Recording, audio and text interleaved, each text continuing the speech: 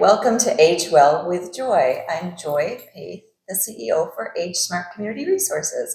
So this month we've been talking about National Family Caregiver Month, but it's also National Hospice Month. And I am so excited to be here at Hospice of Southern Illinois with Lisa Philipson. So Lisa, thanks for coming today. Thanks, Joy. Thanks for having me. I appreciate it. It is Hospice Month, so thank you. I know. What a coincidence, isn't it? Yeah. So we've been trying to work with family caregivers and tell them about all the resources that are available. And one thing I don't think they realize is that hospice is there probably longer for somebody that has memory impairment, or it's not just the last two weeks of somebody's life. Can you tell us about when to engage with hospice? So first of all, that's very common, Joy, what your caregivers are thinking. It's just the very last moment. In hospice, the guideline is 6 months. And so when we have somebody longer, if we only have somebody 2 weeks, we're doing something called crisis care, getting people under control with pain. But so many times our families say, we wish we would have called you sooner. Because when you call sooner, and usually when that happens is when the conversations start with your doctor that there's not much else they can do. And to you as a family and as the person that's going through it, when it becomes about the quality of your life, not so much about how many quantity of the days, that's when it's time to call hospice. And one thing I want to say too, always remember this, hospice isn't, when you sign into hospice, if you change your mind tomorrow, Joy, you just sign out. So we can have folks up to 6 months, that's a guideline. Some folks are in longer actually, but we have to go through a process where we just have to show that the disease is processing slower than the doctor thought. So when you're in hospice though, up to that 6 months, you're getting our whole array of services. We're making your quality life better because we're getting your meds right. You know, I've never been in horrific pain. I can't imagine what that does to not just your physical, but your mental, and then your loved ones seeing you in that. You know, if as soon as you are suffering or going through any kind of hard time, you can have one of our nurses come out and we're going to talk to your whole family and we're going to tell you how we can help. And for instance, you might need a hospital bed in your living room, or you might want it somewhere else. We're going to make that happen. We're on call 24 hours a day, Joy, 24 hours a day that people have access to complete support and care. And so I want to make sure people know we don't move in. We're not, but it's not just nurses. It's our CNAs, it's our social workers. We have a nurse practitioner, we have a doctor. And when you're on hospice care, you get that whole array of services.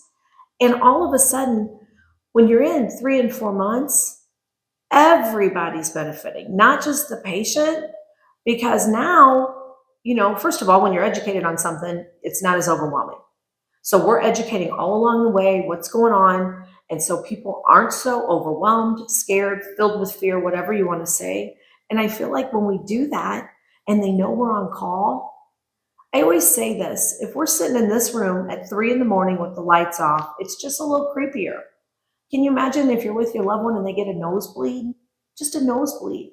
Well, you call us and we talk through it. And if they need to come out, they will. So I always say, I realize and recognize that making the decision to come into hospice because you are having to accept that someone is dying, and they are. However, if it becomes about quality and those last weeks and months are quality filled, and it's not just how many days somebody lived, then the hospice program is doing their job.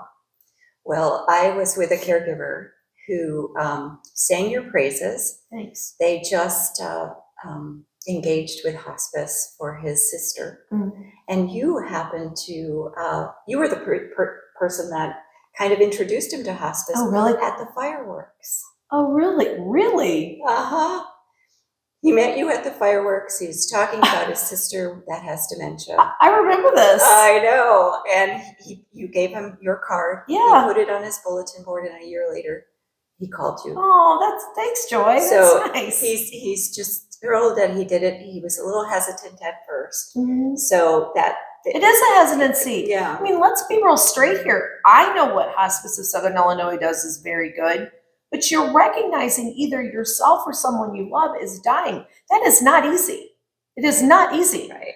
However, if you come into the program and we provide that support, we make sure that you're getting the care you need. It does make the process easier. So something caregivers wonder is, how does it change, like the meds they're on or the life-saving, their DNRs?